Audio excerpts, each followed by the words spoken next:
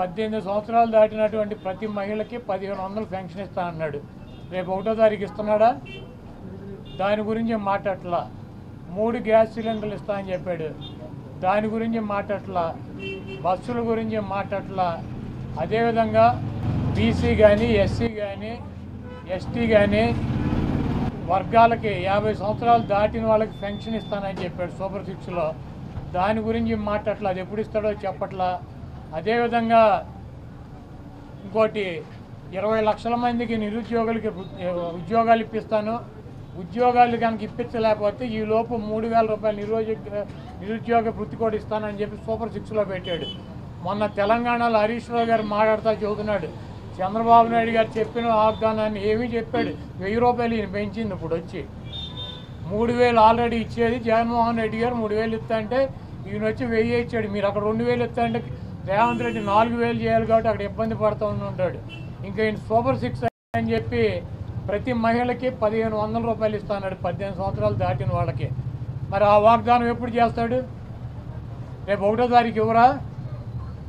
కాబట్టి తెలుగుదేశం పార్టీ ఆయన ఇచ్చినటువంటి వాగ్దానాలను, చంద్రబాబు నాయుడు చేసినటువంటి వాగ్దానాలని పక్కదారి పట్టించడానికి ఊరికినే నిన్నేమో పోలవరం వెళ్ళి వచ్చాడు సోమవారం, మళ్ళీ గురువారం ఏమో అమరావతి వెళ్ళి వచ్చి అక్కడ ఎన్ని తిరిగి ఈయన కాలక్షేపం కబుర్లు, కాలక్షేపం మాటలు, ఊరికినే ఆయన వెళ్ళి అటు ఇటు తిరిగి రావటం తప్పించి ఎప్పుడు నువ్వు సూపర్ 6 అమలు చేస్తున్నావు స్పష్టంగా చెప్పాలని చెప్పి మేము డిమాండ్ చేస్తున్నాం. ఇస్లామీ దేశం ఎవరిని టార్గెట్ చేసుకున్నప్పుడు నేను పోయినంత మాత్రం కోడేశ్వర ప్రసాద్ గారు అసెంబ్లీలో ఉండాల్సినటువంటి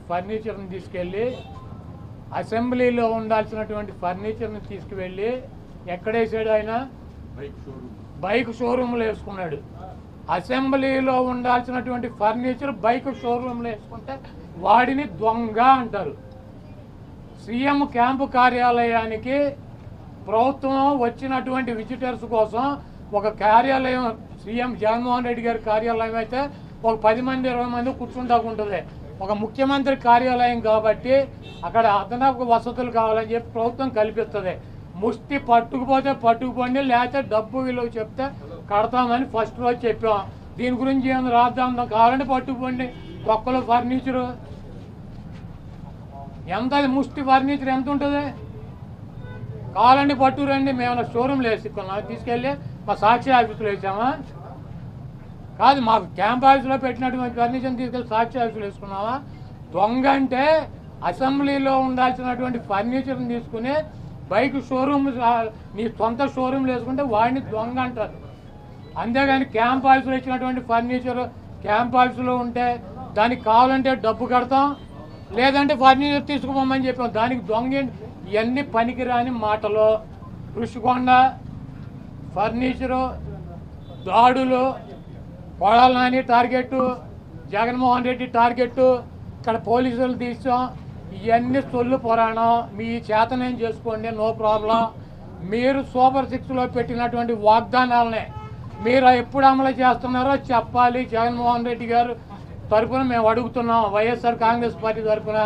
చంద్రబాబు నాయుడు అమలు చేసే బాధ్యత నాదని చెప్పి పవన్ కళ్యాణ్ గారు కూడా చెప్పాడు. కాబట్టి ఇవన్నీ సొల్లు పురాణాలు వద్దు. మీరు చేతనేం చేసుకోండి, నో ప్రాబ్లం. మీరు ఎవరిని చంపేయాలో చంపేయండి, ఎవరిని కొట్టాలని ఉన్నారు కొట్టండి, ఏం చేయాలని ఉన్నారు చేసుకోండి. మీరు సూపర్ 6లో ఇచ్చినటువంటి వాగ్దానాలనే 1వ తారీఖు నుంచి 4000 పెన్షన్తో పాటు అమలు చేస్తున్నారా లేదా? దీనికి స్పష్టంగా సమాధానం చెప్పండి.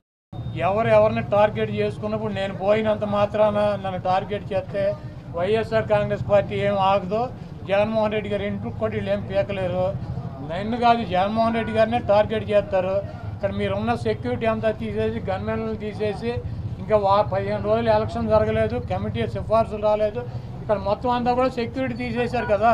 తీసేసి ఎల్లో మీడియా కెమెరాలు పట్టుకొచ్చి జగన్మోహన్ రెడ్డి గారి ఇంట్లోకి ఎట్టెళ్ళాలి, గోడ దూకి ఎట్టెళ్ళాలి, ఇవన్నీ కూడా వాళ్ళే చూపిస్తున్నారు.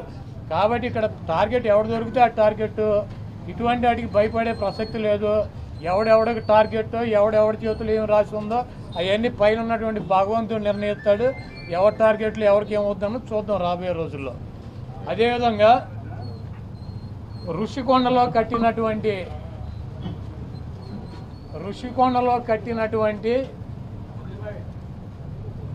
పర్యాటక కేంద్రంలో కట్టినటువంటి భవనాలని ఈ సిగ్గు తెలుగుదేశం పార్టీ, ఈ సిగ్గు ఎల్లో మీడియా అది జగన్మోహన్ రెడ్డి గారి నివాసం అని చెప్పి చూపిస్తున్నారు 3 రోజుల నుంచి. వెళ్ళి జగన్మోహన్ రెడ్డి గారు అక్కడ నివాసం ఉన్నాడా? జగన్మోహన్ రెడ్డి గారు 2014 నుంచి 19 దాకా ప్రతిపక్ష నాయకుడిగా ఉన్నాడు. ఆయన కార్యాలయం లోటస్ పాండ్, ఇల్లు లోటస్ పాండ్.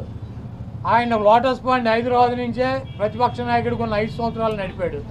ముఖ్యమంత్రి అయిన తర్వాత 5 సంవత్సరాలు ఈ తాడేపల్లిలో ఉన్నటువంటి ఇల్లు క్యాంప్ ఆఫీస్ ఇక్కడి నుంచే నడిపాడు ఆయన కార్యాలయాన్ని కానీ ఇంటిని కానీ. జగన్మోహన్ రెడ్డి గారి రక్తంలో లేదు. ప్రభుత్వం కట్టించినటువంటి ఇళ్లలో ఉండటం కానీ, ప్రభుత్వం కట్టించినటువంటి గెస్ట్ హౌస్లో ఉండేటువంటి కర్మ జగన్మోహన్ రెడ్డి గారికి పట్టల. జగన్మోహన్ రెడ్డి గారు వైజాగ్లో సొంత ఇల్లు కట్టుకున్నాక అక్కడ షిఫ్ట్ అవుతాడు. అంతేగాని టూరిజం ప్లేస్లో కట్టినటువంటి ఆ హౌస్లో జగన్మోహన్ రెడ్డి గారు వెళ్తాడని చెప్పి ఎవడు చెప్పాడు వీళ్ళకి, ఈ వెధవులకే? అది జగన్మోహన్ రెడ్డి గారి కోసం కట్టించుకున్నటువంటి ఇల్లు అని చెప్పి రకరకాలైనటువంటి కథనాలు రాస్తున్నారు. అది ఒక అంతర్జాతీయ రాజధానిగా తీర్చిదిద్దాలన్నదే వైఎస్ఆర్ కాంగ్రెస్ పార్టీ లక్ష్యం. దాన్ని రాజధాని చేయాలన్నదే ఆ రోజు నిర్ణయించుకున్నాం. కాబట్టి అక్కడ ఇంటర్నేషనల్ సెమినార్లు జరుగుతున్నాయి. అనేక మంది ఇంటర్నేషనల్ సంబంధించినటువంటి దేశ విదేశాల నుంచి అనేక మంది పారిశ్రామికవేత్తలు వస్తున్నారు. కనీసం వాళ్ళకి సౌకర్యం ఉండటానికి అవకాశం లేనటువంటి పరిస్థితి ఉంది. కాబట్టి ఉత్తరాంధ్రలో ఉద్దానంలో దాదాపు 700 కోట్ల రూపాయలు పెట్టి హాస్పిటల్ కట్టించారు కిడ్నీ పేషెంట్ల కోసం అని చెప్పి. అదేవిధంగా విజయనగరం కావచ్చు లేదా పార్వతీపురం కావచ్చు, ఉత్తరాంధ్రలోనే 650 కోట్ల రూపాయలు పెట్టి ఒక్కొక్క మెడికల్ కాలేజీ కట్టించారు. అదేవిధంగా టూరిజం ప్లేస్లో అంతర్జాతీయ సంస్థలు కానీ వ్యక్తులు కానీ వచ్చినప్పుడు అక్కడ ఒక విధిది ఉండాలని చెప్పి ఒక మంచి భవనాన్ని నిర్మిస్తే 7 బిల్డింగులు అయ్యి, ఒక బిల్డింగ్ కాదు 7 బిల్డింగుల్లో జగన్మోహన్ రెడ్డి గారు ఉండరు. 7 బిల్డింగులు కట్టారు. ఆ 7 బిల్డింగుల్లో 7 బ్లాకుల్ని చూపించేది జగన్మోహన్ రెడ్డి గారు 450 కోట్ల రూపాయలు పెట్టి ఇల్లు కట్టుకున్నారని చెప్పి ఈ దుర్మార్గమైనటువంటి ప్రచారం చేస్తున్నారు. ఇవన్నీ కూడా ప్రజలు గమనిస్తారు. చంద్రబాబు నాయుడుకి ఇచ్చినటువంటి వాగ్దానాలు నెరవేర్చలేక నీకు సూపర్ 6లో పెట్టినటువంటి 1500 రూపాయలు ఇస్తానని చెప్పావా, చెప్పలేదా? 18 సంవత్సరాలు దాటిన వాళ్ళకి. రేపు 1వ తారీఖు నీకు దమ్ముంటే 20 లక్షల మంది నిరుద్యోగులకు 3000 ఇస్తానని చెప్పావా లేదా? దాని గురించి చెప్పండి. నువ్వు దొంగ వాగ్దానాలు చేసి అధికారంలోకి వచ్చావు. నువ్వు దాని గురించి మాట్లాడండి. ముందు ఒకటి తీసుకెళ్ళి 4 కెమెరాలు, బాత్రూములు, లెట్రిన్లు టబ్బుల్లో పెట్టి 30 లక్షలు పెట్టి బాత్రూమ్ కట్టాడు. జగన్మోహన్ రెడ్డి గారు ఇల్లు అది. జగన్మోహన్ రెడ్డి గారు ఎప్పుడన్నా ప్రభుత్వ కార్యాలయాలు ఉన్నాడా? జగన్మోహన్ రెడ్డి గారు ఎప్పుడన్నా ప్రభుత్వం గెస్ట్ హౌస్లో ఉన్నాడా? జగన్మోహన్ రెడ్డి గారు ఇల్లు కట్టించుకుని వెళ్తాడు వైజాగ్. నీకు మళ్ళీ ఎవడో కొంపలో దూరేటువంటి పరిస్థితి జగన్మోహన్ రెడ్డి గారికి ఉండదు. కాబట్టి జగన్మోహన్ రెడ్డి గారికి కట్టించినటువంటి ఇల్లు కాదు అది. అది టూరిజం సంస్థ ద్వారా టూరిజానికి సంబంధించి కట్టించినటువంటి 7 బ్లాకులు వాటిని కట్టారు. వాటికి 400 కోట్ల రూపాయలు ఖర్చు పెట్టి అంతర్జాతీయ సెమినార్లు పెట్టినప్పుడు రాష్ట్రపతితో ప్రధానమంత్రి ఈ రాష్ట్రానికి రాజధాని కాబట్టి అది విఐపీలు వచ్చినప్పుడు అక్కడ వసతి గృహాలు ఉండాలని చెప్పి వాటిని అంతర్జాతీయ స్థాయిలో నిర్మించారు తప్పించి అది జగన్మోహన్ రెడ్డి గారి కోసం కట్టినటువంటి ఇల్లు కాదు.